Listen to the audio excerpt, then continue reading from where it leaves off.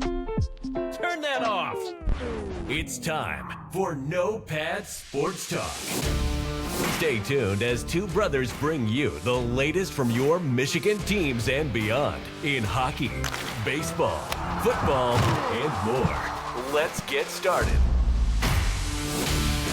Here are your hosts, JD and Steve. Welcome to another edition of No Pad Sports Talk. I am one of your hosts, JD. And I am Steve, and this is a long overdue. Yes, we had a rather long hiatus, lots of stuff going on in real life. So definitely want to apologize for that if you are a regular listener of the show, but hopefully you'll understand that, this is something we do for fun. It's not a job, and we don't get paid for doing this. And, sometimes life just has to come first. So that's kind of what was going on. For those out there that don't really know, like myself and the family, we were in the Philippines, and we were there for about 3 weeks. That's kind of what took so long. Steve and I did try to do a show while I was in the Philippines. And it did not work really well. It did not. The internet connections were super bad. I wasn't really able to upload, and even though I still have that show on the hard drive, and I don't know, maybe at some point we'll kind of use some clips or something from it, but it just did not work out. So that's why, I went there with every intention of doing a show after the Lions game and stuff like that. But like I said, when you can't do it when the internet is bad as what it was. So, we did try though. We did. I mean, we finished the show, and my portion of it uploaded quickly. And JD's was at 60% or something. No, it was like 16. It was like 16. It was like I said, it was lagging. So even if we had the show available, it would have been me talking and JD coming in about 20 minutes later trying to follow up with an answer. Yeah, it was terrible. And every time I try to upload it to YouTube, it would just air out because of again, connection, timing, and stuff like that. So it just was not very good. And then obviously, as those of you that's traveled, overseas know, jet lag kicks your butt. And I was sleeping as much as I could. And then, of course, Monday, start the job. So, did our best. Wanted to do it from the Philippines. Thought it might be kind of fun even, doing it from the Philippines. But, all right. Yeah. Well, it's the same thing like I would have tried to do it when I was out hunting from the woods, but same thing, like I was fortunate that I was able to get the football games while I was out, but like I would take a picture and try and upload it, like send it via text or something, message app, whatever, and it would error out. So it was a little spotty there too anyway, so could have been tough. So, but, brother, we're back though, so we are back. We are back. We are excited. We're a little rejuvenated just because we're doing this again. Yeah, we're doing it again. We love doing it, so. Yeah. Now we hate doing it after a Lions loss. Of course. Right? Yeah. So this is not going to be a post game, but we did not do a post game. And all we can say is we didn't look good. No. And Jordan Love looked like the game plan that the Packers came out with was really good, right? Like right from the get-go. Mm-hmm. Like they went after our weakness in the defense, and they did it often. I would have to say, though, I guess my biggest problem I had with the entire thing is it almost seemed as if Dan Campbell believed his own hype. Like you have everybody's talking about Dan Campbell. They came out in the press conference, the previous game saying, we're going to live or die by this. If you can't take it, I forgot exactly the quote, but, something like, if you can't take it, then, don't hold your breath or don't watch or something along those lines. I can't exactly remember. But, he made some gutsy calls, in previous games, which, again, allowed us to win, certainly. But what were they in this game against the Packers? Over 5 on fourth down? And they just seemed like they Yeah. were just going for fourth down, like on some really bad situation. Like it just shouldn't have been called. Yeah. Like the fake punt was not, the fake punt wasn't good. No, and at the time I was yelling at the TV because when the game is like it is, you still have a lot of time left in the game. I wanted them to kick a field goal. I'm not exactly fond of field goals, obviously, but like at some point you want to take the points while you can because there's so much time left. You don't know what's going to happen the rest of the game. Like you don't know about, if you're defensing in turnovers, you don't know about how many 3 and outs you're going to cause the Packers. And, at some point you just take the points and hopefully it gets you it keeps you in the game and it puts you in a position to where maybe a field goal wins it. And those points just weren't good enough for Dan Campbell in this game. He just kept going for it. Yeah. I have, when it comes to going on fourth down, I don't, if we're inside 10 yards of scoring a touchdown, I tend to err and say, hey, that's my opportunity to go for it. For 2 reasons. One, I know I could lose out and not get any points, right? Right. But on the flip side of that, we still pin them deep in their own territory.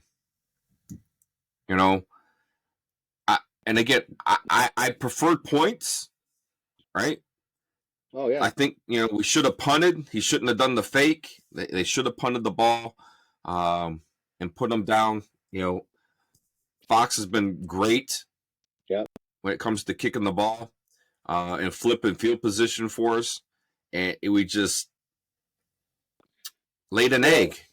There was something that I found that was a little interesting about that fake punt. All right, I don't know if you noticed this at all, but I want to kind of bring it up because, like, don't get me wrong, I understand why they did what they did. If you look at Green Bay in like the last 3 previous games, I didn't go too far back, but because I was trying to figure out, okay, so you see the formation Green Bay was in on that fake punt, and they had so many people up on the line. You kind of wonder, like, why would they do a fake punt? Because they had, both sides of the line. They had more men than you had blockers. So why go ahead and take that risk, especially in your territory or whatever. So when you start looking back at Green Bay's previous punt formations, I think it was number 2, although I could have the number wrong. Please don't quote me on that. But there was a player, anyways. You had like the line, like lined up right on the line of scrimmage, and then you had basically 2 people kind of a little further back behind the line, almost like in the linebacker position. So what happened is the guy on the right side of the Lions line, if you watched him, when they were receiving a punt, he would always then go from that position. He'd act like he was going to rush, but he'd run back and he'd help double team one of the gunners on the other side.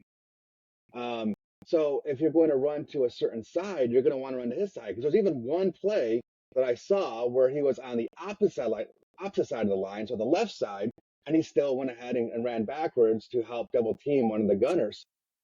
So, so if you're going to do a fake punt, you're going to want to run it to his side because he's going to be retreating. That kind of opens up a hole. So again, I understand the concept behind it. So when the Lions did the fake punt, this was like the first time in 3 games he did not run backwards in order to double team the gunner, because more than likely they were playing a kind of I don't know if they were expecting it, but playing as a just in case, because the Lions are known for going for it and doing fakes and stuff like that on fourth down. So he probably went ahead to stay close to the line of scrimmage, waiting for just in case of a fake. And that's exactly what happened.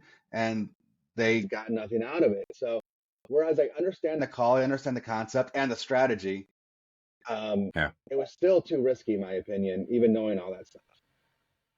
I agree. Uh, we gave them such great field position, you know, so it was the defense wasn't able to get a rush. You know, I wish that they had started sending 5 instead of trying to rush them with 4.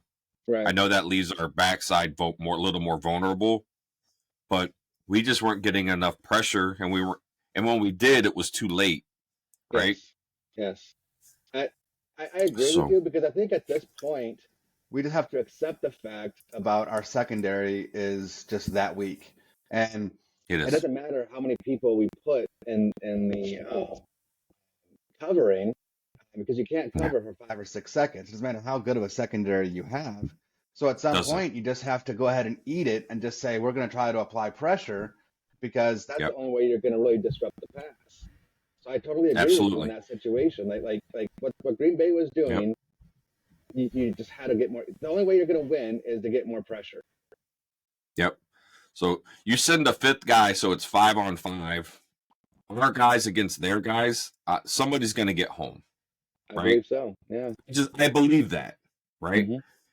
You know, McNeil's been able to take up a couple of people at the time. You know, that allows a linebacker or a safety to, you know, to come up behind him and have a free shot. Hutchinson, obviously, he's applying pressure, but again, he's just not getting, you know, he's not able to get home, right? So Green Bay did a really good job of maintaining him, like either chipping him or, you know, doubling him up and passing him off really well. So it was, all in all, it was not good. Not good at all. I felt like our game plan wasn't really good. You know, we scored points at the end of the game again. Yeah, it just none, right? We kept doing the same stuff.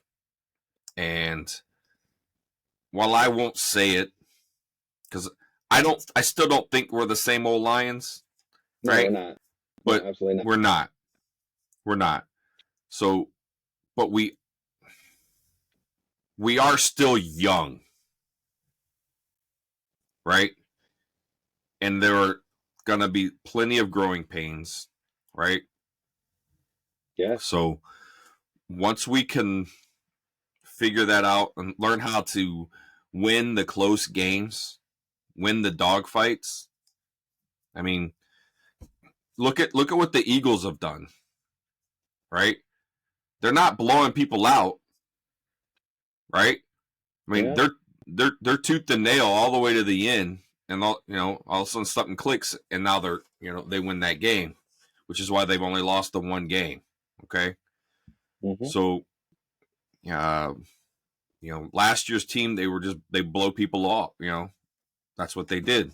They were blowing them out, and that's what the Eagles were doing. But they are a good enough team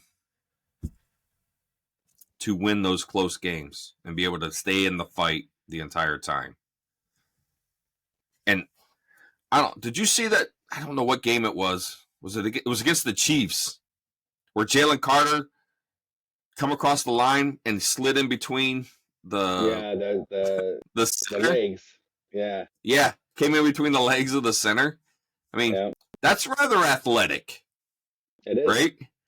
To be able to do that. He's a big guy. And he's having a pretty good season as a rookie. He's probably the defensive rookie of the year at this point. Yeah. So, we all knew he was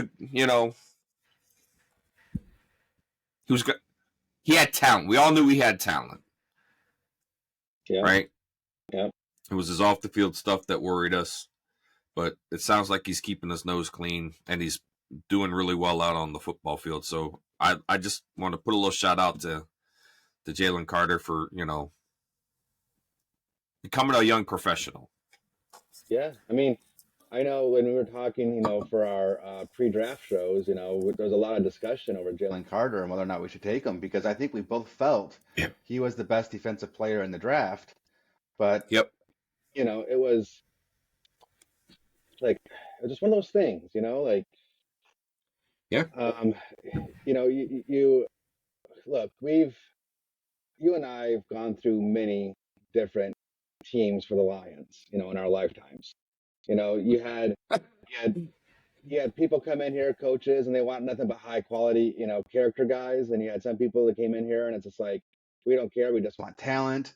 Then you had some people come in here, Yep. and it didn't really matter. Like we had all kinds of different teams that we went through, and no matter what happened, like we never found success. But it was always those teams that did not have, high character guys. It was always those, teams that, talent trumps all.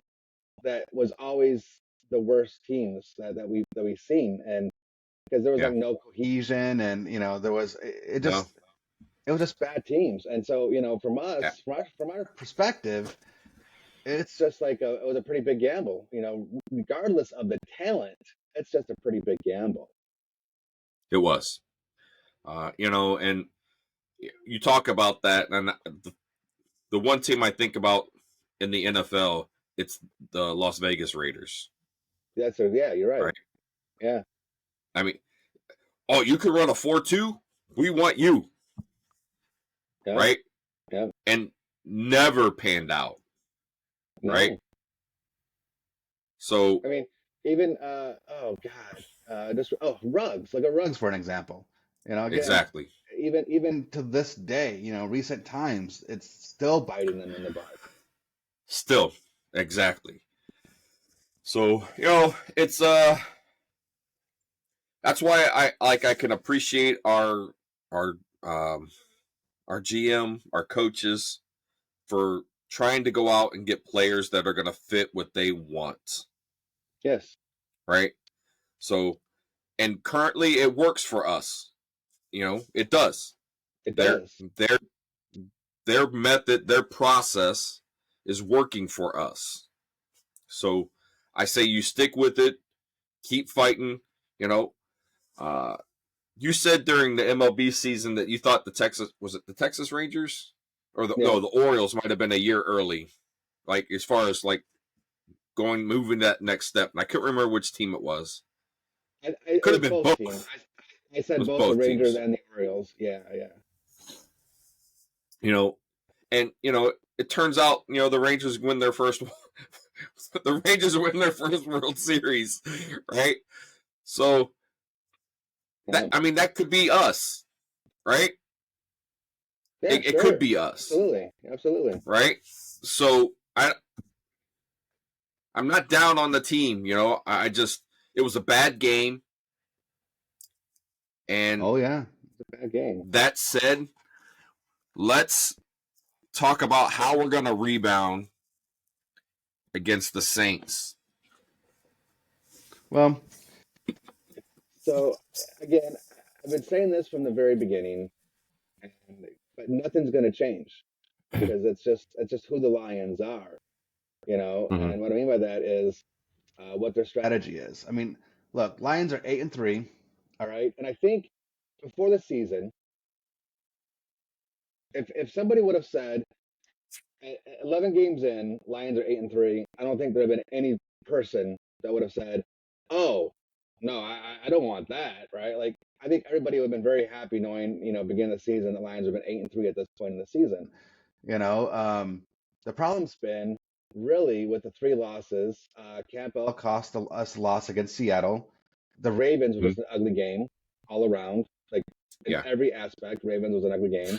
And once again, I have to put this second or technically the third loss, but I have to put that one on Campbell as well. And so, but if you look what has happened in the other games that we've played against other teams like Tampa Bay and so forth, teams that were still pretty good quality, and we came out with a W. What did we do well in those games? Because that's what we have to get back to, and it's not a secret, all right? It's a run first approach, get the play action going, and then Yep. when you're feeling rushed, hurried, and the offensive line might be struggling, to protect Goff, then you go with some couple screens, to try to get the defense, to think twice instead of putting their ears back and Yeah. just going straight ahead. Yeah. Like that. That's the winning formula. I'm sorry. An offense. That's all it is. It's just that simple. It is. Um, Yep. and And, I think we got away from the run game quite a bit too against the Bears. Like Goff came out passed like 3 times in a row. A couple times, like and a couple of the possessions. We did not really have a run first mentality in that game, and it goes back to what you were saying as far as a sweet spot. I don't think Goff necessarily had like too many of those I forgot what you said, like around 32 pass attempts, 35 pass attempts, something like that. You normally say. yep. And that 28 to 33. Yeah. Yeah. And I don't, when we're looking at that game that the Lions had, like I don't think that Goff necessarily had like too many passing attempts, because in reality he only threw well, I guess he did. I thought it was less than that. He threw 44 times. Yeah. He threw Right? 44 So, times. Yeah. I had to look it up too because I thought the same thing. I thought he was still stayed in that 30 range, but no, he had 44 attempts. And you only ran the ball 26 times between Gibbs and Montgomery. Yeah. That's go. not our game. No. That's not our game. Our game is opposite that. Yes. We are rush the ball 45 times and throw the ball 28, 30 times. And what gets me is both Gibbs and Montgomery had almost 5 yards a carry. Like, yep. What's going on? Like, why are we not going ahead and running the ball more often? I know. Good. And I think they were playing from behind, so they thought they had to throw the ball to try and get down the field. That's all I can think of. I can kind of understand that, but the Packers, they scored 20 of their 29 points in the first quarter. Yep. Right. So, you're down 20-6, but you have 3 quarters left. Like, you're not in a position where you just have to continuously throw the ball, but that's what they did. Yes. And anyway, it wasn't 20-0 going into the fourth quarter. Exactly. So we have to get back to that on offense, and again, defense. I don't think it's much of a secret either. Like, our secondary is not good, so you have to pressure the QB and you have to bring the quarterback down. You have to get those sacks. Like right now at this point, the hurries and all that kind of stuff just is not enough anymore. You have to get to the quarterback. It's not enough. And whatever you have to do, like whatever it is, like whatever that looks like, that's what you got to do. And it is. The problem that we have, or I should say problem. Let me rephrase that. So when we ended up losing to the Ravens, right? The Ravens kind of kicked our butts. We came back, and what did we do against the Raiders? We had sacks. And that's what we needed in order to win. I think we only had one sack maybe, but again, against the Packers, we didn't have any sacks against the Packers. No, against the Packers there was none. And none. Yeah, so we have to go ahead and at this point just bring the quarterback down however we can. We got to apply pressure, so blitz more. That's it. Yeah, that's and I'm not talking about bringing it all, 7 guys, right? Right. No. I think if you brought a 5th guy, right? We got our forward down lineman making a pass rush, and you bring an extra guy so we can't be double teamed. Or if they try to double team us, someone slips in and we're getting there, right? Yeah. That's what's going to work, right? But you have to disguise it, right? Yeah, because that's going to make the offense have to change what they're doing, right? And get them out of their current game plan. Like, remember back in the day, and it's still like this to a certain extent, but not quite as effective. But remember Pittsburgh in that 3-4 formation. Everybody was talking about how deadly that was because you never knew who was Yeah. going to blitz between the inside linebacker or outside linebackers. And Right. sometimes you even have the corner or safety blitz. Like as an offensive lineman, like it was hard to determine who your assignment was going to be because you didn't know who was coming towards the quarterback. Like it was, and Right. that would lead to a lot of blown coverages. Well, I know the Lions Yep. base is a 4-3, and that's fine. I'm not hating on it. But in a way, you kind of have to mimic that surprise rush. Is it going to be Alex Anzalone? Is it going to be Barnes? Is it going to be, your It's nickelback gonna or be a safety? Bunch. Like Yeah. you have to disguise it, and that's it, I don't know. You just have to disguise your coverages because it's going to be effective, just like your offenses. You disguise what you're going to do with play actions and so on and so forth. You run the same play, right? You got the same formation, you got the same motion, but you have 3 or 4 different plays you run out of that exact same formation and motion.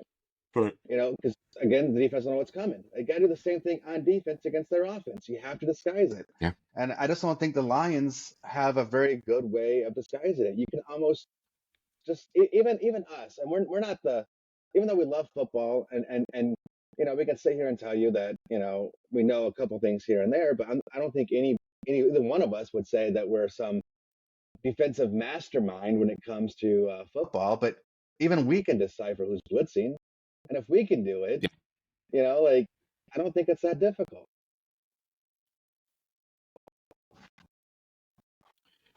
Yeah. Yeah. So yeah, it's just you're right. So you kind of put most of the blame on Coach Campbell because he's the guy that's making the fourth down decisions, right? Yes. And while I don't disagree with that, I feel like our coordinators, both the offensive and defensive coordinators, they need to take some blame because they got out of the game, right? They didn't make the adjustments that they needed to on defense to get the rush.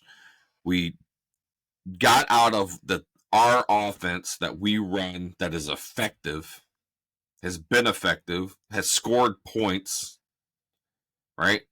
Like I just feel like they didn't get out coached. They out coached themselves. Exactly. They thought they were the smartest person on the field, and they got too cute. Yep. But look, I don't disagree with you about the coordinators. All right. I just say, and I know there's a lot of people out there disagree with me, and tell me in the comments if you do. All right. But Yep. I think most of the blame has to go on Aaron Glenn.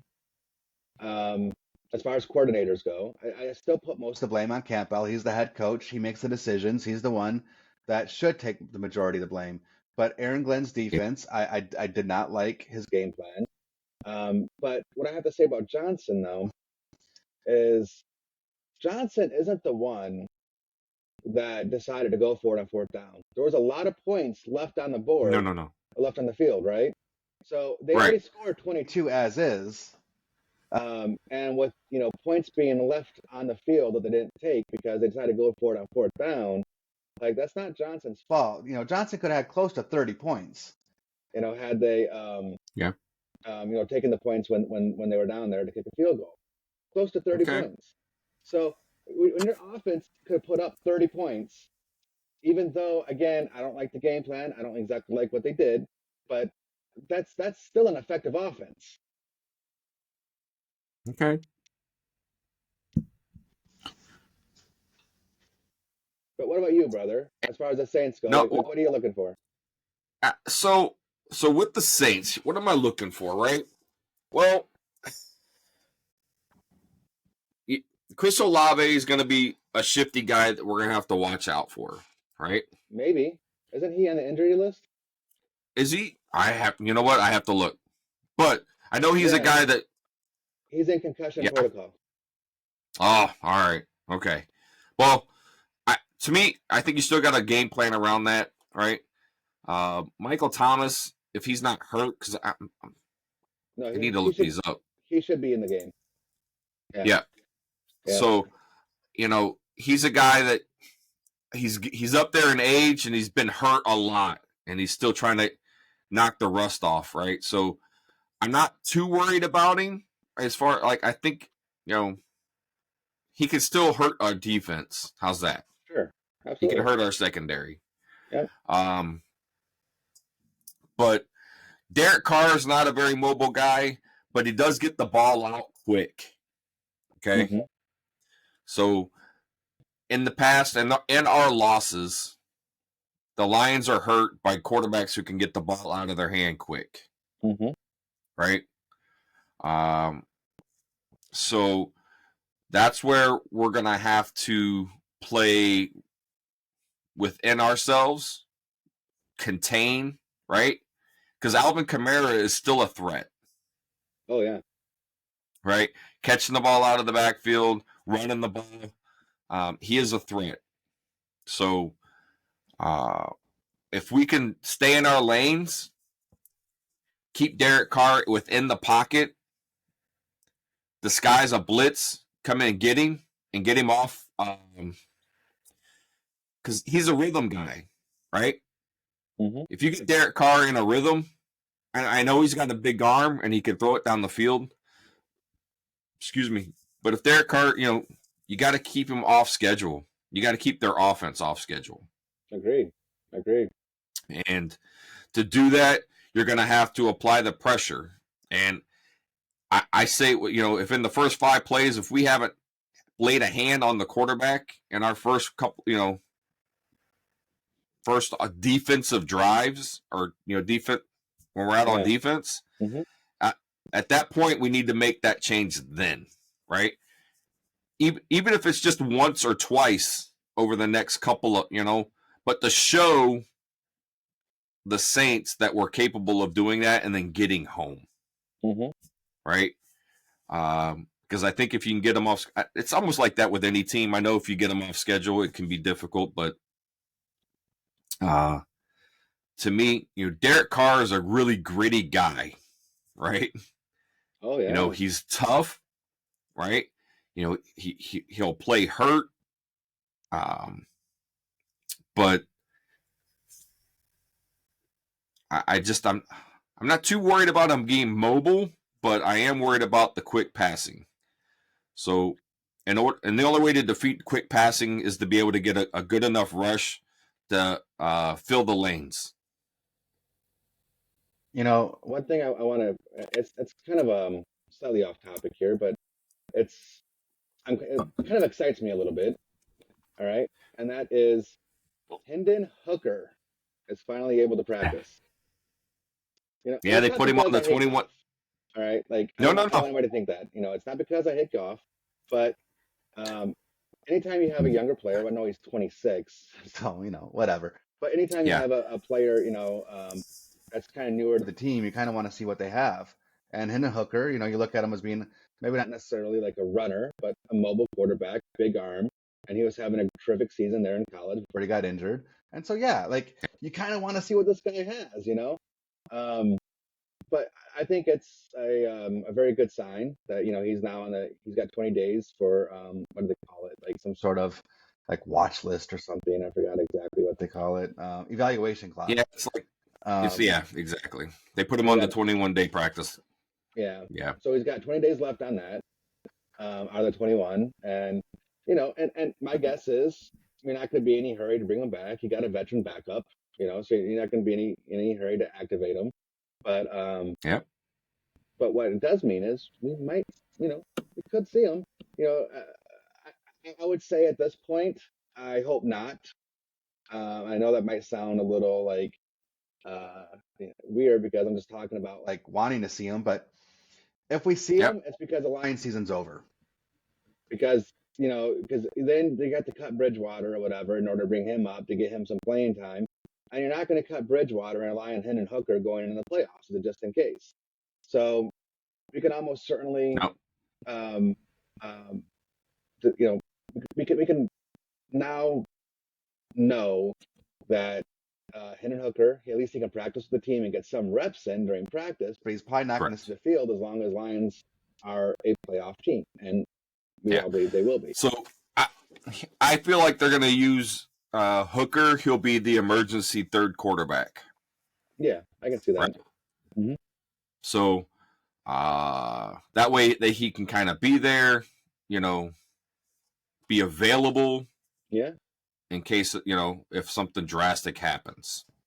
Yep. Right. If something for like something like the 49ers had, something like that happens. Yeah. Right. So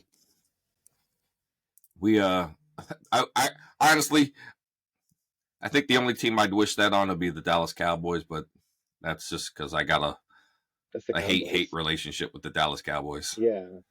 Yeah. Me too.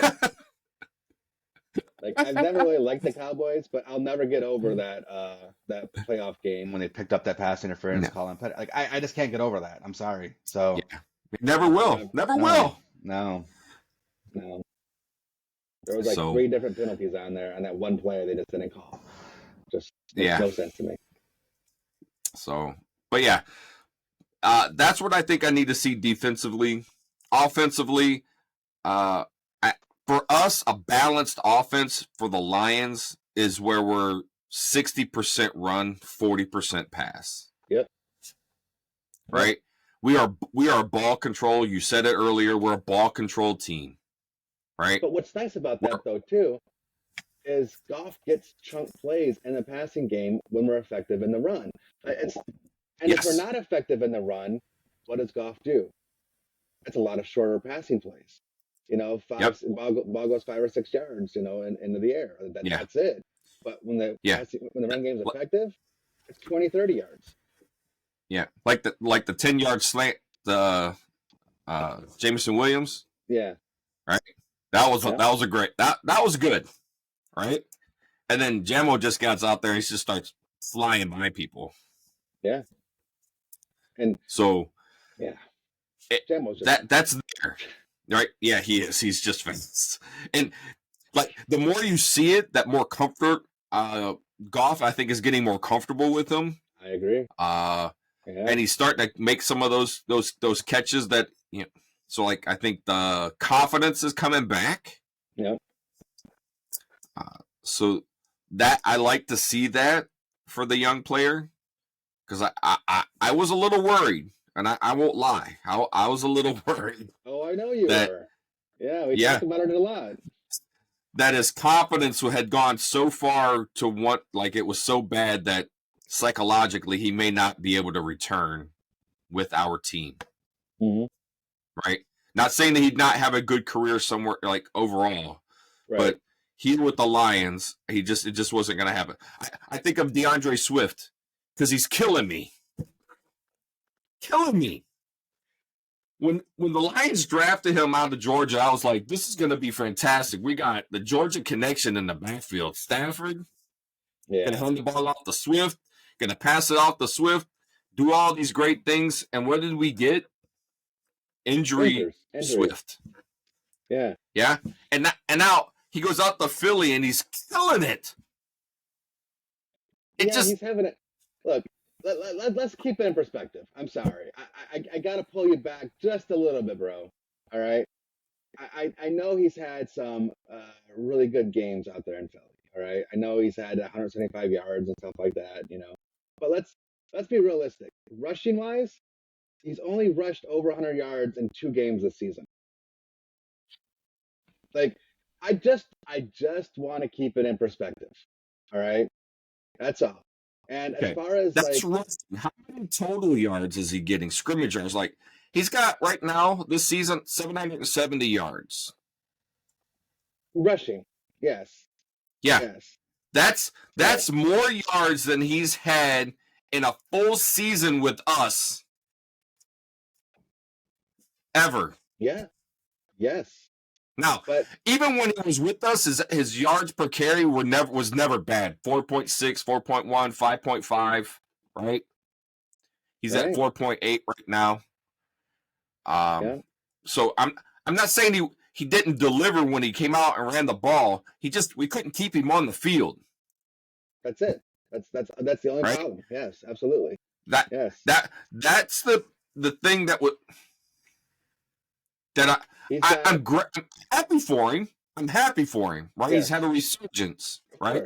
Extremely happy for him because he was super talented coming out. Yeah. So I'm not upset to the point where, I'm disappointed that we weren't able to get that same guy for the Lions. And just so you know, he's got 200 yards receiving. So. Okay. So he's got 200 yards receiving. We're looking at, he's almost got 1,000 yards from scrimmage on the year, and we're only 3/4 of the way through this season. Yeah, but again, I just have to pump the brakes. Look, you have just to keep it in perspective. All right. Yeah. Jahmyr Gibbs, we know that he wasn't playing all that much at the beginning of the season. Like everybody was, clamoring for him to get more touches and so on and so forth. But Jahmyr Gibbs, again, yards for him, he's got like 800 and 60-ish yards total. Yep, from scrimmage, total scrimmage yards. Yep. Yeah. So he's got what, like 100 less than DeAndre Swift, and he's got like a lot less, overall touches and stuff on it. So DeAndre Swift rushed the ball 161 times. Gibbs has ran the ball 100 times. Yes. Right. So, but we also have Montgomery. So when you put, I'm grateful for what we got, right? Because Montgomery and Gibbs together, it is a winning combination. It truly is, right? Yeah. Because they're running for both at least 70 yards. They're catching the ball. They're blocking. They're doing all the right things. Mm-hmm. And so I'm excited about what we have. So I don't want to take away from either of those guys at all. Like I said, DeAndre Swift was not going to have, even healthy, he might not even have made our team. That's right? True. Yeah. With Gibbs and Montgomery. Right. He might not have made the 53-man roster. So, bottom line is that our team, our GM got something for a player that had talent, and other than getting nothing and him getting cut at after training camp. Well, you also have to look at the his contract situation. Man, I couldn't get that out of there. Yeah. So, because just like we talked about before, running backs don't really get paid, right? No. So, DeAndre Swift is going to be getting a new contract, and I believe that's should be coming up next year. Should be in the next year. Yeah. So if you go ahead and you do you pay him? Because we talked about there's so many running backs coming out, and if you got a better offensive line, anybody can almost get 4 yards a carry, 5 yards a carry if you have a good offensive line. And with so many running backs coming out, it's almost like why pay the running back premium dollar when you have your choice of whomever you want? Right. So not only was DeAndre Swift injury prone, and you're able to get something for him, but you also avoided paying him any sort of big contract. Overall, I still think it was a good move. I mean, you can make the argument that if you cut Swift, we would have needed Gibbs, and we could have got Jalen Carter. I mean, I understand that. You can make you can make the case, right? I get it. But again, Swift is not the same guy. He's just not the player that he is in Philly, and he wasn't that here with the Lions. I think he just wasn't happy, and he didn't want to. You know what I mean? He had lost touch. Well, again, in Philly, he's only got 2 games over 100 yards rushing. I keep throwing that out there because he had 1 game for 175 and 1 game for 130 as far as rushing goes. Yeah, that's great, but what about the games in which he rushed for 18 yards against the Jets, 56 against Washington, 43 against Dallas? No. Okay. I get what you're saying, but you're also looking at a Jets team that has a really good defense.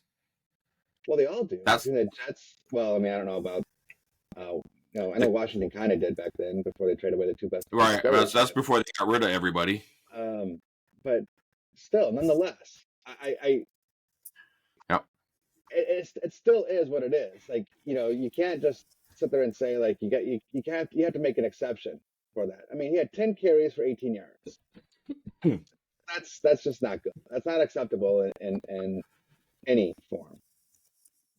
No. So, look. Yeah, we So got on the like rushing side side, DeAndre Swift. I know we did, but you just, I don't know. It's kind of, it's upsetting. I'm disappointed that we drafted a talented guy and we're getting, I don't know, was it a 5th-round pick next year? In 2025, actually, not even next year. Yeah, I don't remember exactly what it was. That sounds about right. So I think that's my biggest disappointment. On the backside of that, we are getting something, thinking that we might not have gotten anything because we were going to cut him anyway. So, but yeah. So like you said, we got a little sidetracked. But overall, Saints were playing in New Orleans, right? The Superdome is always loud, right? They, I'm not, as far as this team goes, the Saints are at 5-6. So it's not like the Saints are a great team, right? They got beat by the Falcons they got beat by the Vikings. That was sad for the Falcons. Yeah. They did come back and beat the Bears because that was bad on the Bears, right? They beat the Colts. They got beat by the Jaguars, beat by the Texans, rookie quarterback, who's playing out of his mind, by the way. Gotta love CJ Stroud. I'm sorry. You gotta, and that's hard for me to say too, but you gotta. He's on my fantasy football team and he's killing it. Yeah, killing it. Yep. It's like a hunt. Now I have in our fantasy football league. My brother's on the league as well, but I have modified all the points, so our games end out like really high scoring. They could be 500 to 600 points, right? Like I've actually had a game. I think I scored those almost 800 points in the game, right? But CJ Stroud has been scoring over 100 points. And the last few weeks has been like 150. So it's been fantastic. It's kind of a big reason why I'm 11-1. Oh yeah, yeah. So as long as the fantasy football, as long as they keep doing this, when we get into the playoffs, I should be okay. I might actually win another one. Yeah, maybe. I want to get you. Maybe. I know. Another thing with the Saints though is in the most recent games they have been struggling to stop the run, which of course plays right into the Lions' hands. So it does. It even makes more sense to have 60% run going into the Saints game. If you start seeing the Saints passing the ball, Saints passing the ball. If you start seeing the Lions passing the ball against the Saints more than they're running it, you really have to question why. And I don't really know if there's going to be an acceptable answer. I don't care if they win. Yeah. I would not understand the game plan. Right. So. Yeah. Actually, there's an article here that says from Sports Illustrated, Saints run defense versus Lions rushing attack. The Saints have slipped to 23rd against the run, allowing 124 yards a game. And hold on, missed so 12th in total defense, but not really good against the rush, like you said.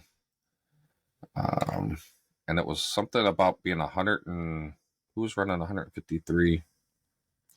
Doesn't matter. We got a really great run offense. Let's utilize it. Let's keep that offense and their playmakers off the field. I want a ball control. I want like 40 minutes of clock management. I want that to be 40 to 20, right? If you and it doesn't necessarily have to be but you're talking 35 minutes or more, Yeah. right? And you're keeping that team off and scoring touchdowns or at least scoring points at every drive, right? I mean, the Saints they're going to have to score more than 30 points. The thing that I don't think a lot of people, when I say a lot of people, I mean specifically fans, kind of understand with the Lions is sometimes their offense can get started kind of slow. And again, I'm okay with that as long as it ends up being effective and they win.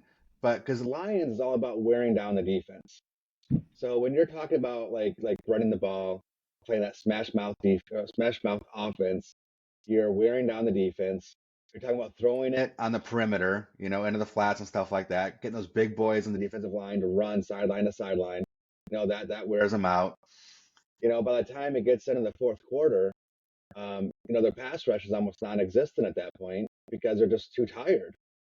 So yep. you like even if you are within a score or whatever, but behind, that's totally plays into your advantage.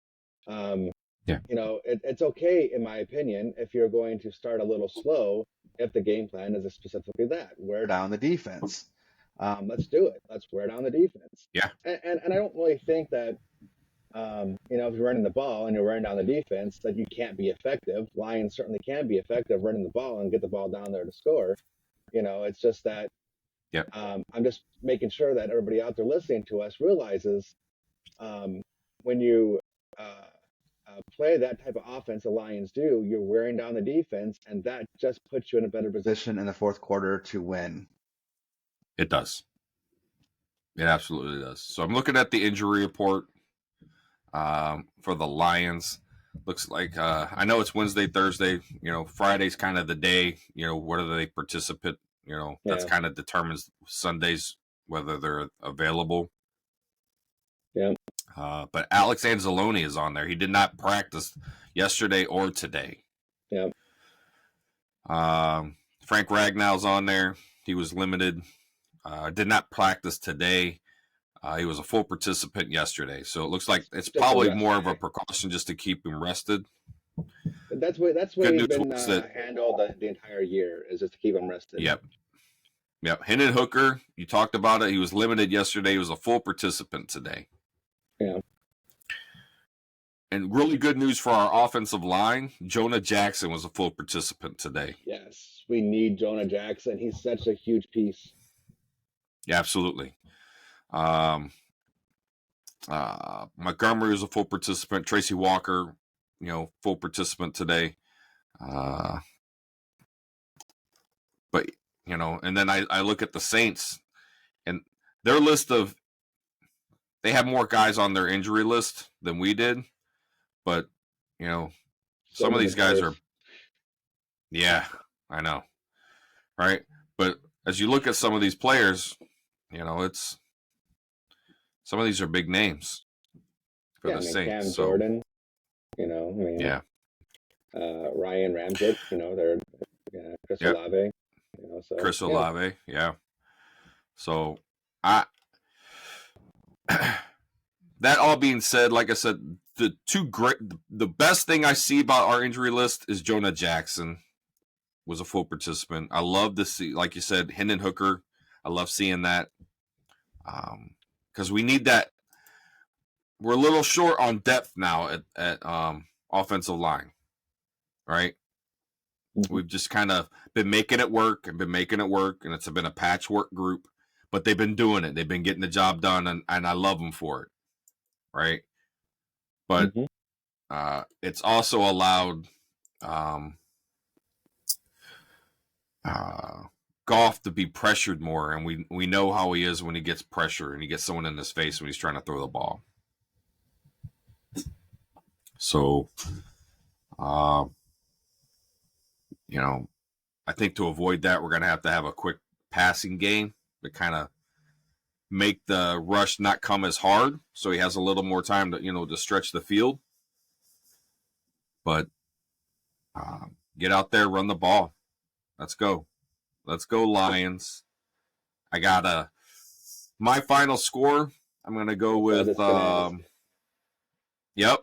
So my final score, I'm going to go 20.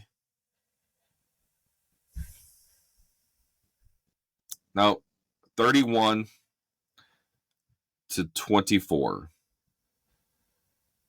Okay. Because 31-24. I'm assuming Lions. Lions. Yeah. I'm going to go ahead and call it 29-13. Again, Okay. I can't tell you why I'm feeling it that way. I just think that sometimes Lions just come out and they ball out after some disappointing loss. Like they just get angry. Yeah. I think they're just going to be angry. So I'm going to go ahead and call it 29-13. And I think, we kind of do a offensive and defensive player of the game for the Lions, and we're not allowed to take Goff because it's too easy to take the quarterback. Yep. I'm going to go ahead and on offense. Look, Amon-Ra St. Brown, he is the key in almost every offense. Like I said, I've been saying this. You can't cover the guy. He's uncoverable. You can't do it. He's going to get his. That's all there is to it. I love Amon-Ra St. Brown. He is, if he's not my favorite, he's like just right there at the top of my favorite players in the NFL.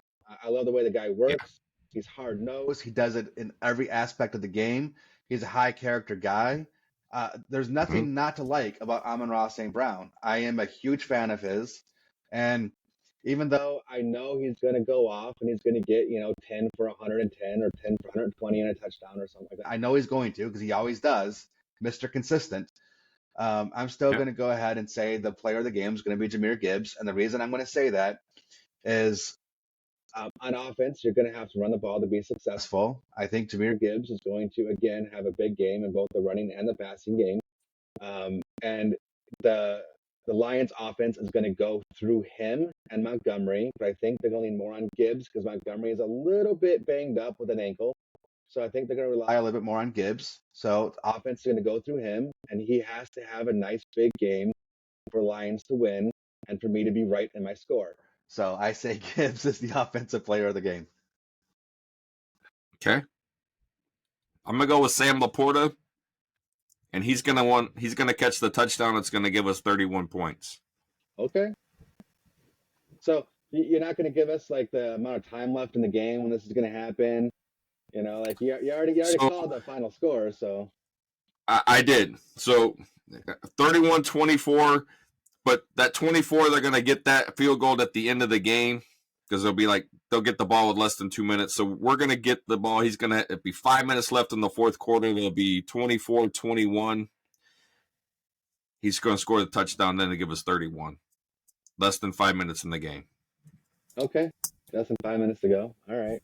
And defense. Since I went first on offense, let you go first on defense. All right. I'm going to go with Brian Branch because he's been quiet. That's kind of a good thing, isn't it? Yep. I think he's starting to get healthier again, right? And I think he's going to be the guy they're going to use on the blitz. Just because of his quickness. And so I'm going to say he gets I'm going to call sack and an interception. Nice. I'd love to see that. And that would be awesome, right? And just so you know, PFF has Brian Branch only allowing 0.71 yards per coverage snap in the slot. So that's the third best among all slot defenders this year as a rookie. So just an FYI, the guy is playing really good in coverage. The INT is going to come off because he's going to come off his guy because he's going to read the quarterback. And he's going to undercut the wide out. Okay. All right. I think on defense you're going to have. I picked Lee McNeil before. I picked Aiden Hutchinson before, and I think those guys are going to Yep. have really big games. But I think the guy that's going to have to really come through in this game is Jack Campbell. And the reason for it is more than Okay. likely Alex Anzalone.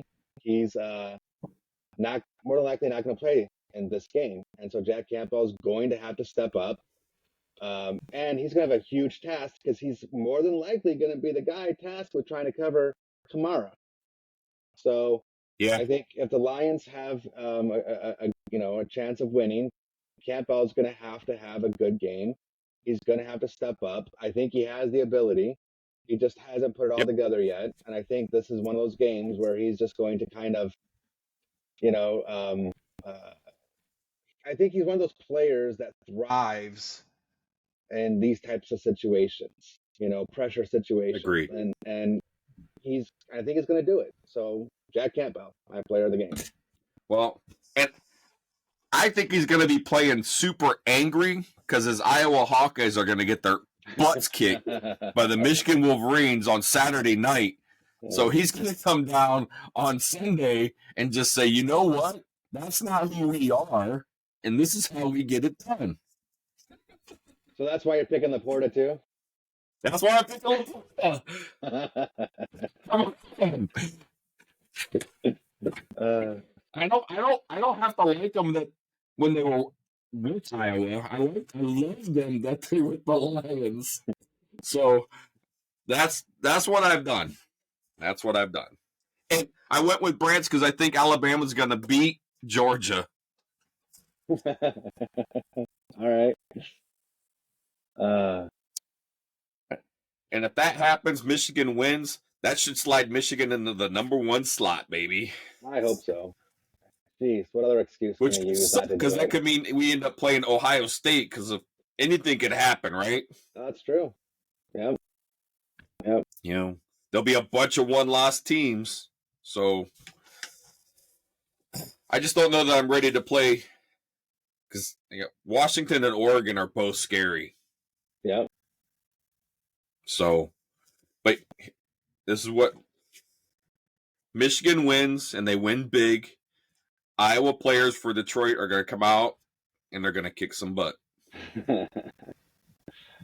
Let's hope so. I mean, we need a big W here because the next four of the next 5 games are away to the Lions. So we need to come out in this game, and we need to come away with a W here. We really do. Yeah. It's and our last 3 games, like you talked about Hendon Hooker. I think if we're going to see Hendon Hooker, it's going to be because at the week 18, the last game of the season, we don't have anything to play for, right? Mm-hmm. So whatever we're ranked at, it doesn't matter whether we win or lose. We're just going to be standing pat. Right. I think Campbell will still place the starters, and if he does it, maybe like one series just to keep them in game shape. But I think we see Hendon Hooker play most of that game against the Minnesota Vikings at Ford Field. I mean, that would be huge, wouldn't it? That'd be huge. I'd love to see it. I just don't know if it's going to happen. I think it could play, but I almost think that they'd want to play Bridgewater because he's still going to be their backup going in the playoffs, and he hasn't had a lot of game time this year. So I think they're going to want to get him more of the experience than Hooker just because of the situation going into the playoffs. And now I totally agree with you. If the playoffs were out of the question like it normally is for the Lions, Hooker would be playing in that game for sure, but I just don't know if they're going to want to do that. Yeah. I think this point, if you look at the Lions, the rest of their schedule, they're going to get 10 wins. Oh, right? Yeah, absolutely. And being a 10-win team, I think right now in the NFC is going to make the playoffs. So whether we're a wild card or we're, the 2 seed or 3 seed, right? But I still think we're going to be a 2 seed. I think we're going to get a home game. That's going to be huge for Detroit in and of itself.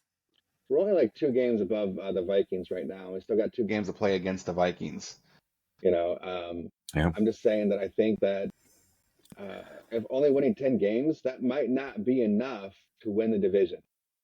That's all I'm saying. No, that's all. I didn't say win the division. I said they'd make the playoffs. But in order to get a home playoff game, you got to win the division. And it is. And I understand that, but yeah, I still think I know we're going to get 10 and we're going to make the playoffs. The ceiling being a 2 seed, right? And having a home game. So yeah, winning the division and having a home game. I think their ceiling is 12 wins this year. 12 wins. Yeah.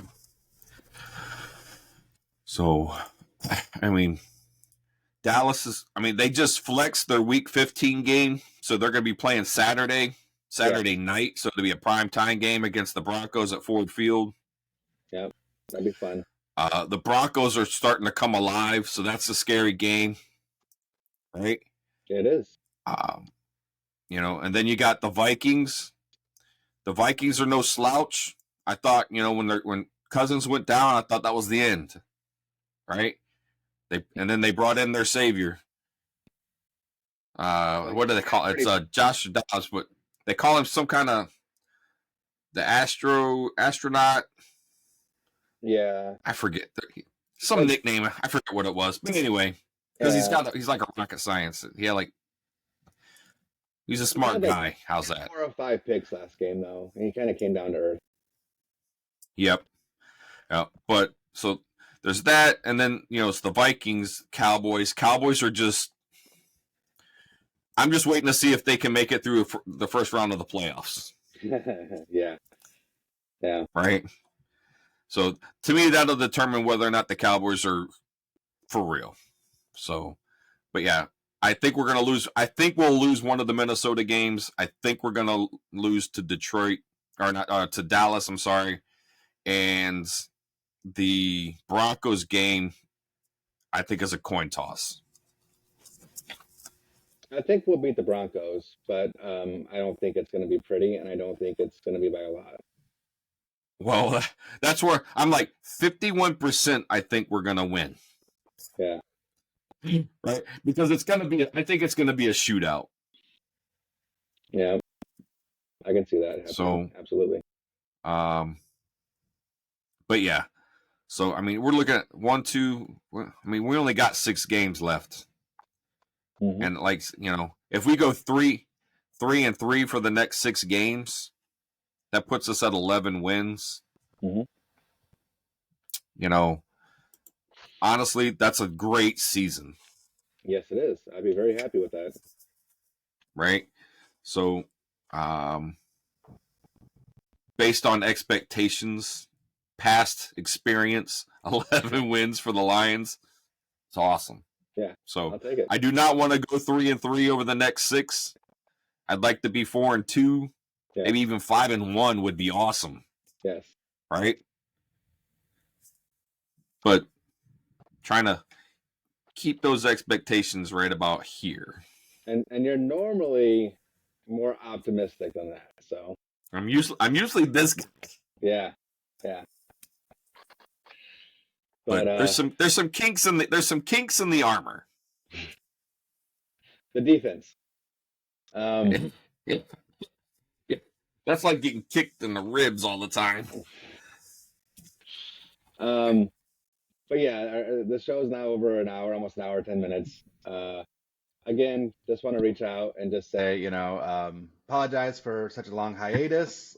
Thanks for sticking with us and constantly asking us when the next show's coming out. We're not done. We want to keep doing it, but again, real life stuff. So thank you for that. Let us know what you think in the comments.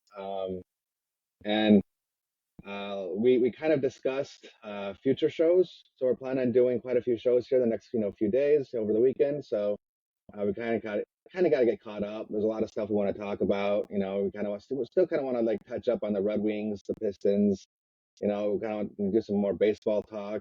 We still got to do the Michigan stuff. We got the Lions post game coming up. There's a lot that we got to do. So yep. with all that being said, we're going to try to get through as much as we can. So stay with us, subscribe so you can catch the videos as they come out. And we appreciate you listening, watching, and we'll talk to you next time. All right, guys, take care.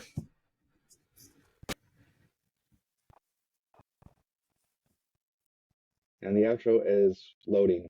Sorry about this. It's loading. We're in a hotel. It's not playing. This is awkward.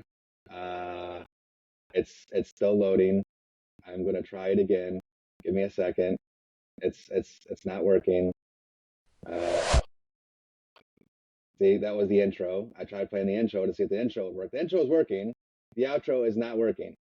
I don't know why the outro is not working. I cannot get the outro to work. So if I can't get the outro to work, I guess we'll just end it there. All right. Appreciate everybody. And Steve's on mute. So I'll try and do our best outro. all right, go ahead. Do it. All right. Thanks for listening to No Pad Sports Talk with JD and Steve. Listen to us wherever you listen to your podcast. See us on YouTube, and we'll see you next time. Our real outro is a little better than that, but I appreciate the attempt, Steve. All right. See everybody later. Have a good one.